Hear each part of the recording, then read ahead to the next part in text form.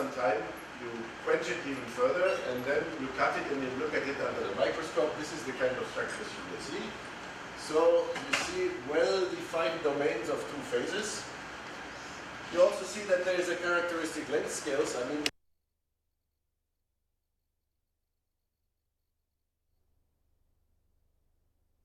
structures, well, this one had clearly some kind of anastomosis. The domains are more or less oriented horizontally. Here you can also see that the light phase is continuous here. It makes a continuous labyrinth. And the black domains are disconnected. Okay. Now, if you are in two dimensions, of course, if you look at such a plane, you must always have at least one phase that is not connected. Okay. But I just want to state that in three dimensions, you can have morphologies where in a cut it looks like that, but both phases are continuous. Okay. And so in 3D you can have the three cases. You can have the case that both phases are continuous, and you can have the case that one phase is a continuous matrix, and the other one is dispersed in the form of okay. So the question is a little bit, how can we describe these things? So this is the quite big here. Island 4 grows with time. So in these experiments you can directly study which islands grow and which islands shrink, and you can relate this to their size. And so this very plot resumes this phenomenon that I have just mentioned, but in a quantitative way. It says, it tells you that the small islands, that's like 1, 12, 6, they shrink. And on the contrary, the larger islands, 4, 9, 8, they continue to grow. And by the end of this course, I will give you an explanation why this is the case, and we will even be able to obtain the characteristic growth exponent by a simple scaling. Okay, so this is what I want to study today. And just like for magnetism, there is a very simple toy model that you can use for sort of sharpening your ideas and as a starting point for your theoretical developments. And this model is called the lattice alloy model. So it's a very simple setting. So you take a crystal lattice. Say here I have taken a square lattice, but you can take whatever you want. And you put on this lattice a solid solution that is, you put a solid that contains two different sorts of atoms, and you say that each lattice site can be occupied by one or the other atom. So here this is an AB alloy, say, there are neighboring sites. So I define what is called the occupation number. So Ni superscript A gives the number of A atoms that is sitting on site I. So it can be exactly 1 or 0. NIB is the number of B atoms on site I, can be 1 or 0. And the same thing for, the index here is the number of the site, and the superscript is the type of atom. And so these numbers can be 0 or 1. And then I define interaction potentials between AA, between BB, and between AB. And for the ABs, I need to take into account two configurations, whether A is on I and B is on J, or B is on I and A is on J. Okay? So it's a very simple microscopic energy function. Of course, if you want to make that more realistic, it's not hard to extend that. For example, you could add terms that correspond to interactions with more far distant neighbors. Okay? And people have used this type of models a lot. For example, to model phase diagrams or for particular substances. It turns out that you can get quite realistic thermodynamics if you include interactions to the second and third nearest neighbors, because in 3 dimensions that makes already a quite large number of neighbors. Okay? So there is a whole literature on this type of models, which are quite realistic actually for solid solution materials if you adjust the interaction parameters over. Okay, so what we will do is we will start from this model, and then we will follow more or less the same steps as we did for the Ising model. So you see in what respect the work that we did yesterday and the day before for the day off. Just before we get into that, I just want to give you a little impression that this kind of model really captures the phenomenon that I want to describe. And I have started out to discuss the Ising model by saying that you can simulate this model with a kind of Monte Carlo method. Okay? So you can also do that for this model, but because we are interested in time evolution and not only in the phase diagram, you have to use a variant of the Monte Carlo method that I will not go in detail about, which is called kinetic Monte Carlo. So what is kinetic Monte Carlo? Kinetic Monte Carlo allows you to simulate the time evolution. Basically the idea is you are in a certain configuration, and this configuration can evolve by elementary moves.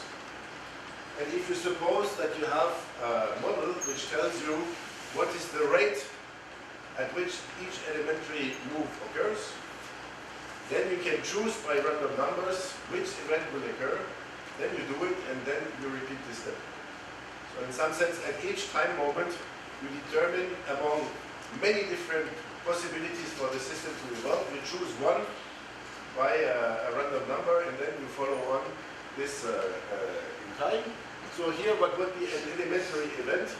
Well, an elementary event here, well, okay, there is one important difference to the magnetic model that will show up repeatedly today because it makes the whole difference between today and yesterday.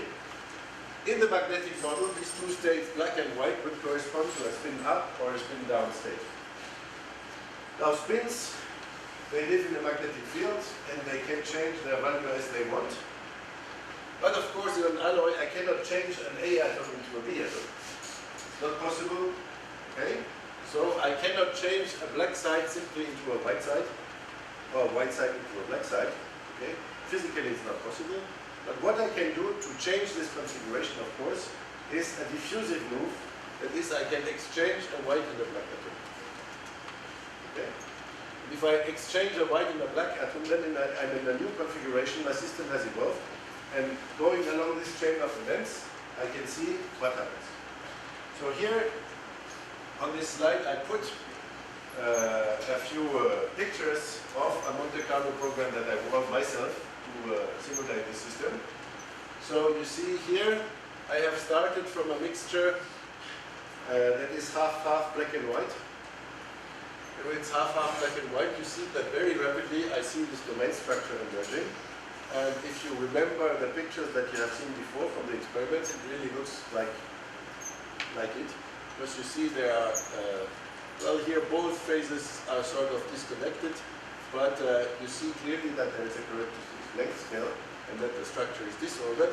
And then here, as time goes on, you see that the whole structure coarsens, that this characteristic length scale increases. So this is the part that is called spin-on decomposition, that is the emergence of the structure with the characteristic length scale, and then we go into coarsening. That means the structure, the characteristic length scale grows in time. Here is the same. I just start with a system that has more black than white. You see the part of white here is less than up here. So then what happens, in this case I will form a continuous black phase with precipitates of the white phase, and so I will have only disconnected islands, and then what happens is the same. This is the process of Ostwald lightning, and you see just as in the experiments, here you see that the smallest islands disappear, so the island size increases with time, and as a counterpart there is fewer islands. So this is a concept that will be important, because it's the island size that increases, but at the same time also the distance between islands increases. Okay? So all length scales of the pattern increase at the same time. Okay, so this is a Monte Carlo program. It's quite easy to write it. Probably you would all be capable of doing that after what you have seen in the first tutorial. But just like for the Ising model, this doesn't give you any theoretical or analytical understanding. So we would like to make a continuum theory for this process, just like we made a continuum theory for the magnetic domain patterns. Okay? So that will be the subject of today. And I think with this I'm done with my slides. And we'll go to the blackboard. So maybe it's good to switch off the projector.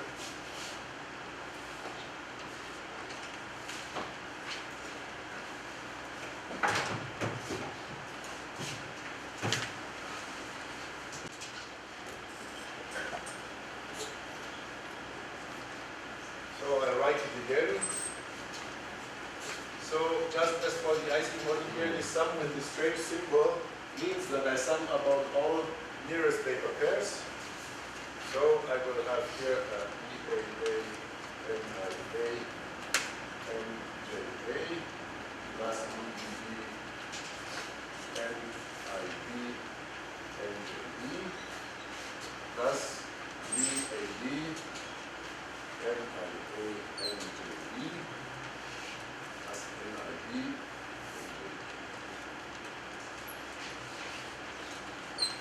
Now, there is one very important fact. In my model, I did not allow for the existence of vacancies. So I know that each lattice site is occupied either by A or by B. Okay? That means that the two occupation numbers on one lattice site are not independent. I must have that NIA plus NIB is equal to 1. Okay? In other words, I have only one independent variable per site. So I can simplify this expression.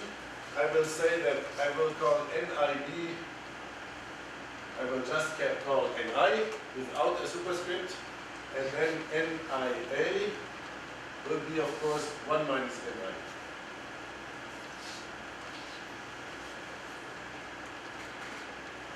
So, of course, then what I can do is I can insert this expression there, and then collect all the terms that appear with the different combinations now of the single variable NI.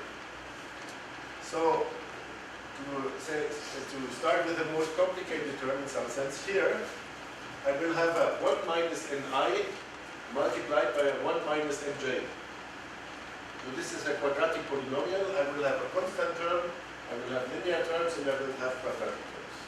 Okay.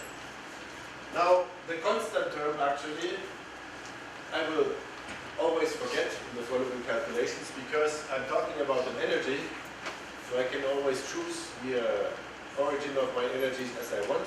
So any constant that shows up in the energy is not physically important, so I can immediately drop it. So what I will have to worry about are the linear and the quadratic terms. So if I insert this and do all the algebra, what I will find in the end is that I will get that this Hamiltonian becomes, it's a simple calculation. So there will be first the quadratic term. So I will have Ni and J, and then there will be a collection of interaction constants. So the VBB is directly there, and in the VAA I have, of course, the quadratic term, which also brings in the same combination here. That's why the VAA is here. And then I have minus 2 VAB. Then I have plus NI VAB minus VAA. I have also plus NJ, VAB minus VAA, same thing. And then there will be this constant.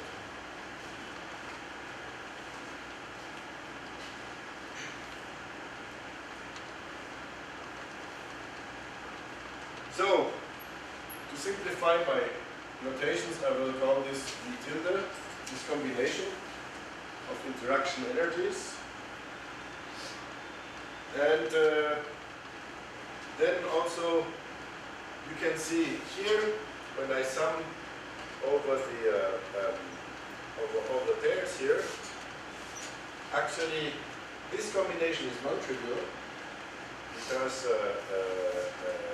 this involves the product of two occupation numbers. But this sum actually is trivial because it's just linear terms. So if I sum it up over the lattice directions, actually this is just the total number of these particles. Right? So I can simplify this Hamiltonian quite a bit. In the end, what it turns out that this is the sum over ij.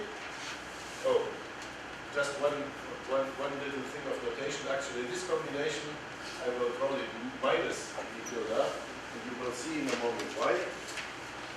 So I will add a minus sign here. That means that here in the Hamiltonian I will have a minus d tilde n I n j. And then, so this is the sum over the lattice side, and then I will just have a 2 VAB minus VAA times NB, where NB is the total number of isotopes, which is a constant. Okay? Because I have populated my lattice with B atoms, and so they're always the same number. Okay. Let me talk very briefly about this mysterious effective interaction energy V tilde that I have introduced, because it's quite important. So if I take into account the minus sign, what is V tilde? V tilde is 2 VAB minus VAA minus VBB. Now if you look at that, actually what it means, you see here is the interaction between unequal neighbors, whereas these are the interactions between equal neighbors. Okay? So that means if V tilde bigger than 0, that means that the interaction energy of unequal neighbors is higher than the interaction energy of equal neighbors. So, equal neighbors are less costly in energy. Okay? And this means that equal neighbors will have a tendency to cluster together, because the system is evolving towards states with lower energy, and lower energy means that you have equal neighbors. So this explains that you have this tendency for the phase separation, because domains, like we see, is precisely clusters of equal neighbors. Okay? Of course, you can also have the other case. If V tilde is smaller than 0, okay, then unequal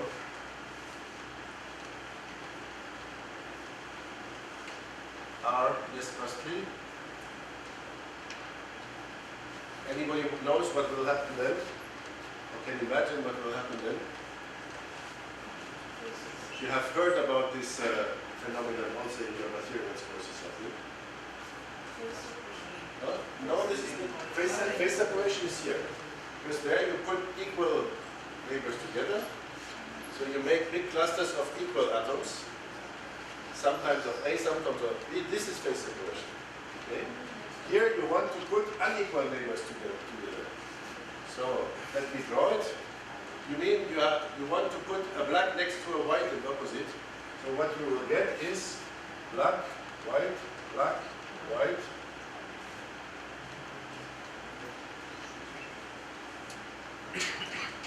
So what phenomenon is described by this?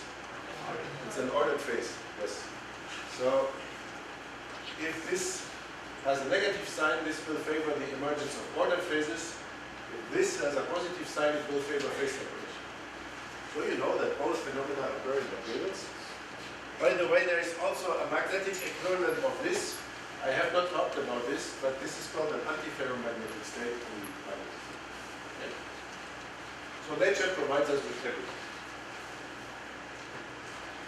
Good, so that was the sense of this V tilde, and since we are interested in phase separation, we will restrict our attention to this case where this tilde is positive. Okay. Now if we look again, well, I I will write again this Hamiltonian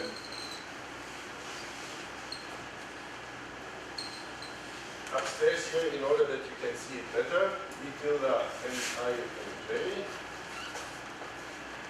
And then we have a plus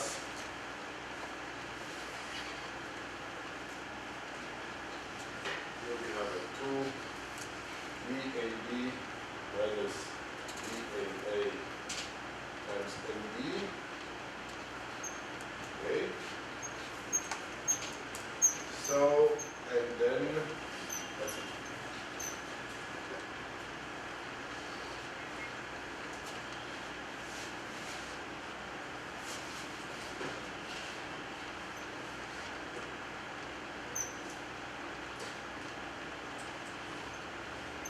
Okay?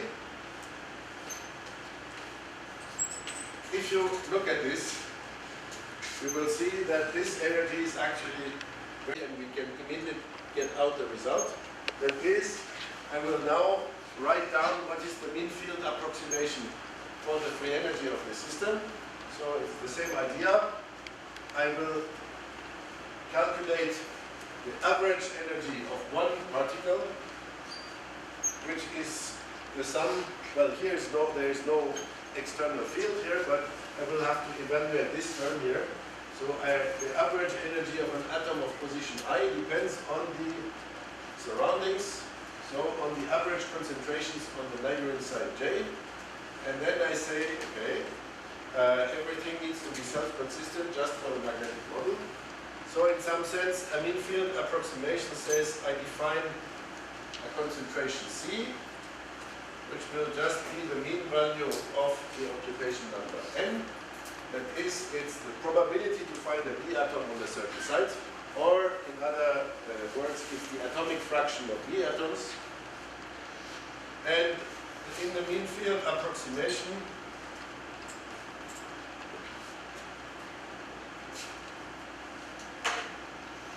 we have seen this yesterday. The mean field approximation corresponds to neglecting correlations between the different random variables, in the different occupation numbers. And in this approximation, I will have that the mean value of NA and J is just equal to C squared.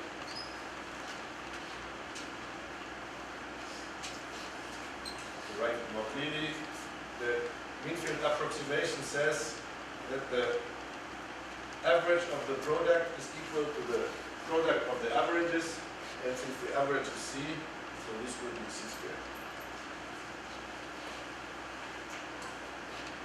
So using what we have done yesterday for the magnetic model, now I can immediately write down the free energy of this model.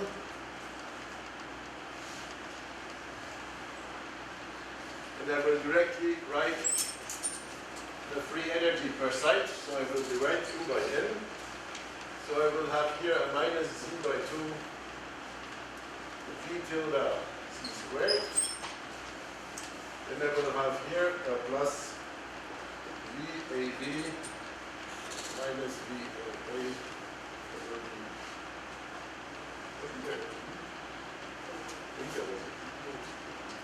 See? And then I will get, just as for the magnetic model, I will get the expression for the entropy, which is the configurational entropy. That is, I count the number of microstates that I can get for a certain composition. So you will get that this here is KT, then you have C log C plus 1 minus C log 1 minus C.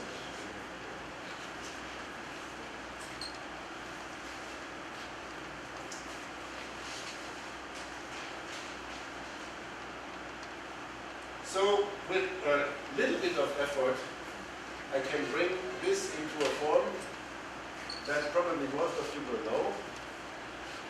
I will just do a little trick to this expression. I will add plus Z2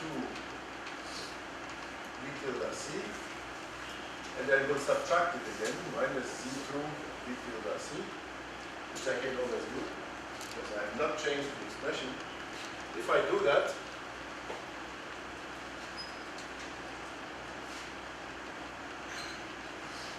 what I will get for the first term is Z by 2 V tilde C times 1 minus C, right? Because here, if I take the plus with the C, it's the same prefactor. I can combine these two terms to get this. And this is a term proportional to C, so I can put it in here. So I get the plus 2VA minus VAA minus Z by 2 tilde, all this multiplied by C. And then I get plus AT, C log C, plus 1 minus C log 1 minus C. Yes? What is Z? Z is the number of neighbors. It's true.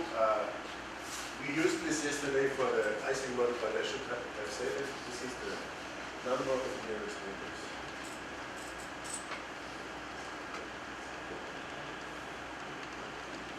And where does this number come from? It's, remember, we are summing over all the pairs of nearest neighbors. And when I do this approximation, the average of the product is like the product of the average. I will get one term proportional to C squared for each pair.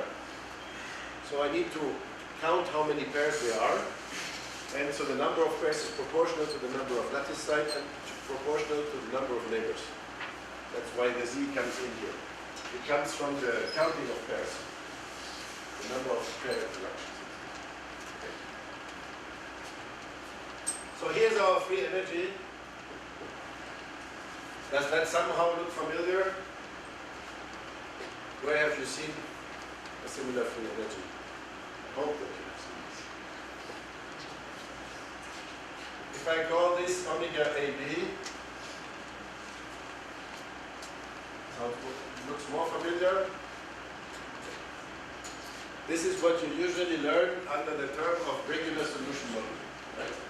Maybe there's no linear term in your normal regular solution models, but as we will see shortly, the linear term is not important for the thermodynamics. But if you take this term and this is a regular solution model. This omega AB you call enthalpy of mixing, right? And enthalpy of mixing, of course, comes from the interaction. And you see very well the V tilde is precisely a certain combination of the interaction energies. Okay? And you have also learned that if this is positive, there is phase separation. If it's negative, it's ordering. So everything is coherent with the standard models that we use in thermodynamics. And this also you have seen, it's the entropy of mixing. So we have seen on Monday what's the microscopic origin of such term. It's the number of microstates that you can create with two different types. Okay? So everything that we do is coherent with what you learn in your material science classes.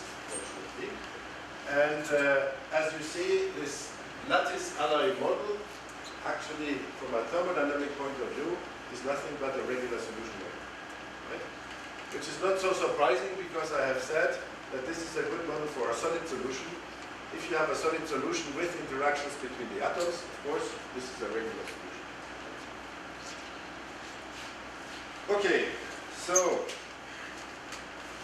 since this free energy is exactly equivalent to the one that we had for the icing model, I can do exactly the same thing.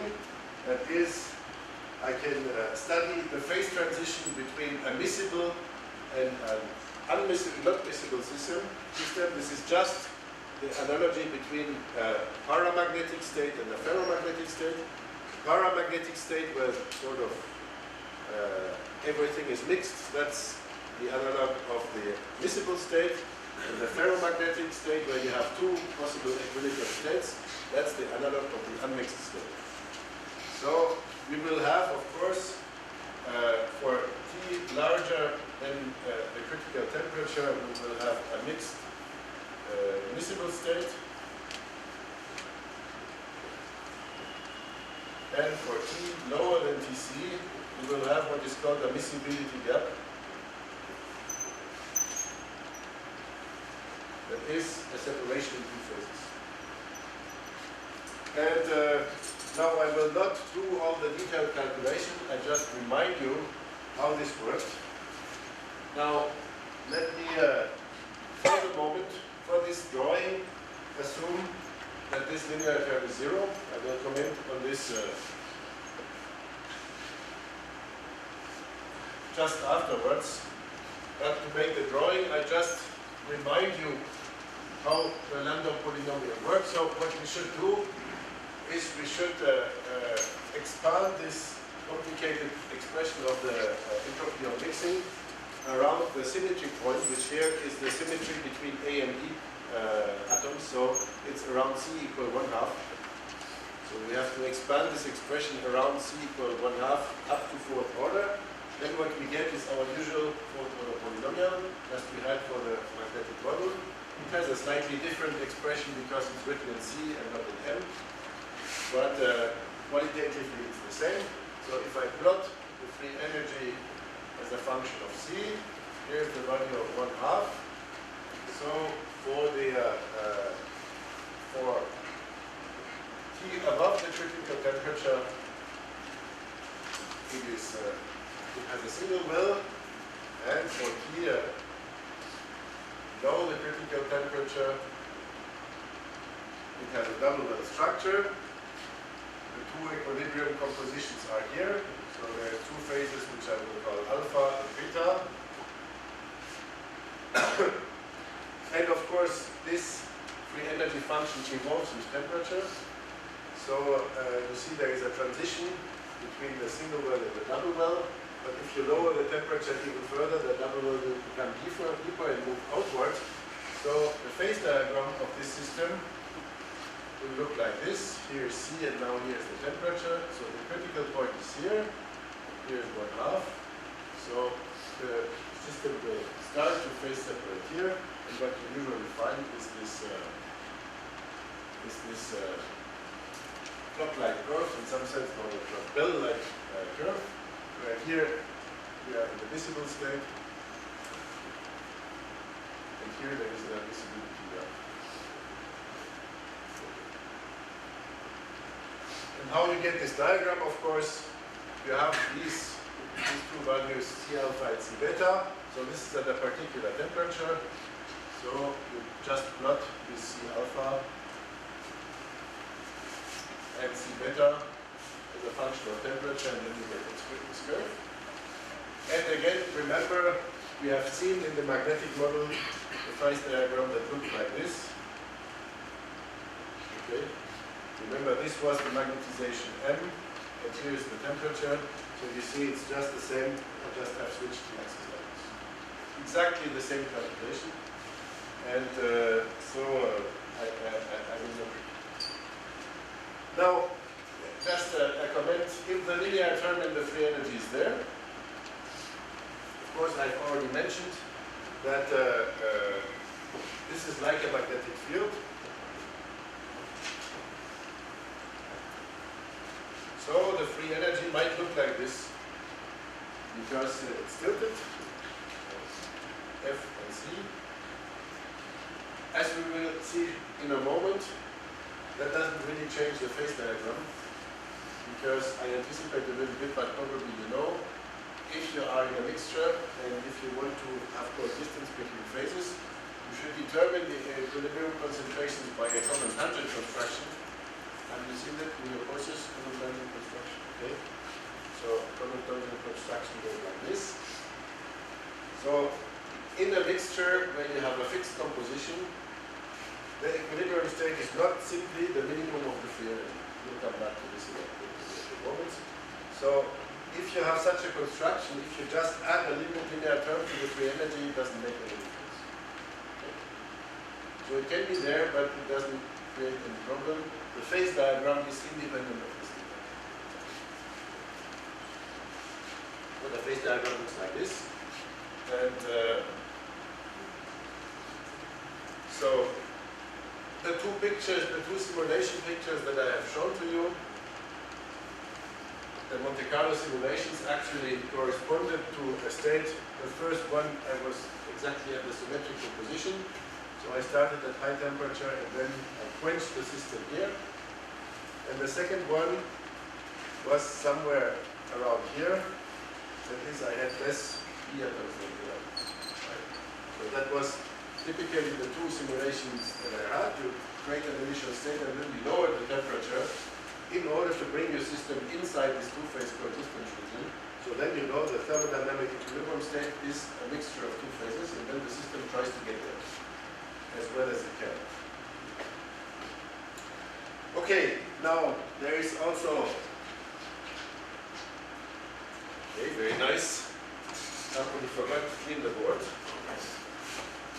And this is very good because we have there just what we need. We see that for describing phase separations, we will need a description in which the concentration can vary from point to point, right? Because in some domains the concentration is high, in other domains the concentration is low. So we need, just as for the magnetic model, not a simple free energy, we need a free energy functional that takes as an input the profile of the concentration and outputs the energy. But since the Hamiltonians, the microscopic energy functions are perfectly equivalent, I don't need to repeat any of these calculations because everything will just go through the same way. And what we will end up is just a free energy functional, Ginsburg-Landau free energy functional as a function of C. And I will have a gradient square term that will describe the grad C squared. And this interaction constant K here will be proportional to the V tilde, to the effective interaction between atoms, just like in the magnetic model, this K was proportional to the magnetic interaction J. And why is that? Remember where the gradient terms comes from. When I do my coarse graining, I need to take into account the interaction between different coarse graining cells. That's what gives rise to the gradient term. So the gradient square term always comes from the interactions between elements. And that's why it's natural that here, this one is proportional to this equilibrium. Okay? And then here, of course, I will have the free energy function now f of C and T, which is in the regime of interest for us is a double well, which may be tilted or not, but which is the function that we can calculate that I have written down. It comes from the mean field approximation. Okay, so this is correct.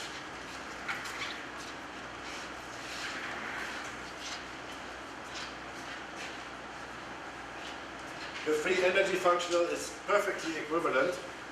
I could write down the Landau expansion, which is a little bit different because I have changed variables. So when I change from M to C, the prefactors get a little bit different. So this is also equivalent. But what you can already anticipate, for this system, this equation is totally wrong. It's not valid. And why is that? It's due to the fact that I have already said you cannot change an A atom to a B atom. So you cannot say here, if I want to replace M by C, you say, okay, C should change in such a way as to decrease the free energy. It's not possible, because I cannot change A into B atoms, even though this might lower the free energy. So this is wrong. So we need to find the valid equation of motion for this system, which clearly is different, and we are going to derive it.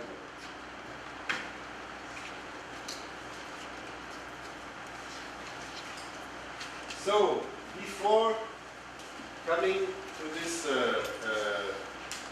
equation of motion, I need to make a small parenthesis which brings us back a little bit to the first class. Namely, I want to say a few more words about equilibrium between phases that can exchange particles. Remember when I had done me through the crash test of a crash course on statistical thermodynamics, we had considered the contact between two systems that can exchange energy, right? And I have shown to you by purely probabilistic arguments using the entropy, namely that counts the number of microscopic states that is available, that the most probable state of such a system that can exchange energy is the state in which the temperatures are equal. So that's the foundation of the principle that you learn in thermodynamics, that two systems in contact will always end up at the same temperature. Okay? Now I will repeat similar arguments for two systems that now are already at a fixed temperature. So they might be in contact with a thermostat, it fixes the temperature. But now I will consider two particles that can exchange, two systems that can exchange particles. So if you want a picture similar to the one that we have drawn for the thermal system. So I have a system here which has walls. So it cannot exchange mass with the environment. Here there is, so I suppose that temperature is fixed. And I suppose that the total number of particles is fixed. And I suppose that the two subsystems contain N1 and N2 particles. And that there is a little hole in this wall here through which they can exchange particles.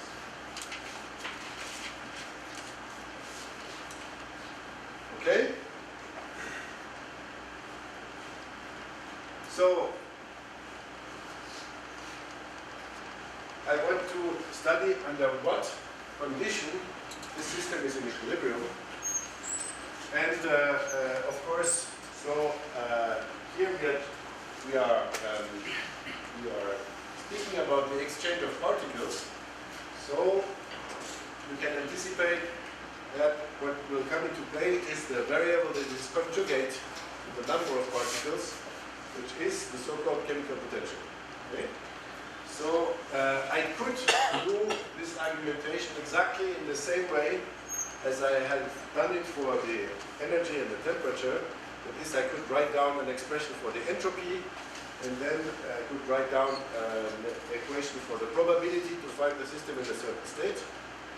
Look for the maximum of this probability and find that this maximum corresponds to equal chemical potentials in compartment 1 and compartment 2. Now, not to repeat exactly the same argument, I'm going to do it here in a slightly different way, which will also prepare for the setting up of this equation. So remember that in the first course I have written down an extended version of the first principle of thermodynamics. So here we have that this is the change in internal energy. Either you do work on the system, this is minus PdV, or you bring heat, this is TdS, or that's what I told you on the first day, there is a third term here, because you can also change the number of particles, and this will bring you a plus mu dn. So the definition of mu is its change of internal energy if you add another particle. Okay? Now, also in the first course, we have seen that there are other thermodynamic potentials. So in particular, you know that you have the free energy. So if you do this Legendre transform between the internal energy and the free energy, you find that the differential of the free energy is now the PdV hasn't changed. Here you have switched variables from S to T. So now you have here an S dt, and the plus u dn is still there. So what you see is you can define the chemical potential mu as partial derivative of f with respect to n when the volume and the temperature are constant.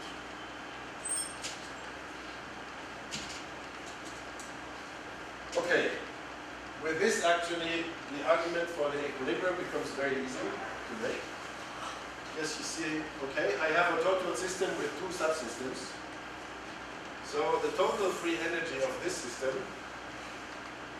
is equal to the free energy of subsystem 1, which is a function of number of particles M1, plus the free energy of subsystem 2, which will be a function of n2, and n2 I immediately write as n minus the 1.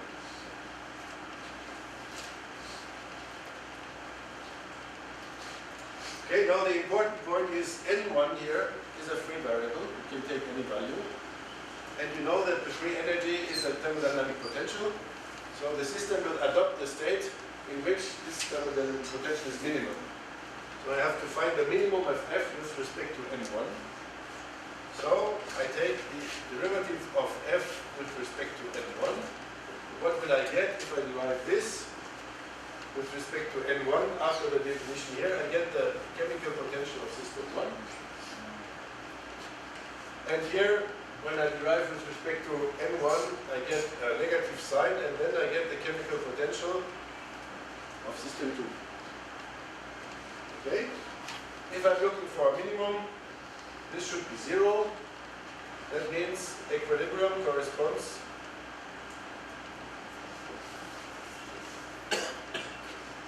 to equal values of the chemical potential. Okay? So there's a perfect analogy between temperature and chemical potential. If the temperatures of the two systems are different, then heat will flow from the hotter to the colder system until the temperatures are equal. Here, if the two chemical potentials are different, well, what will happen? You can also obtain this from this expression. Suppose that mu1 is higher than mu2. Okay? Then this here is positive, which means that the derivative of df by dn is positive. That means in order to decrease the free energy, n1 should diminish. On the other hand, if mu1 is lower than mu2, then this is negative. And in order to diminish the free energy, then n1 should increase. Which means that the system that has higher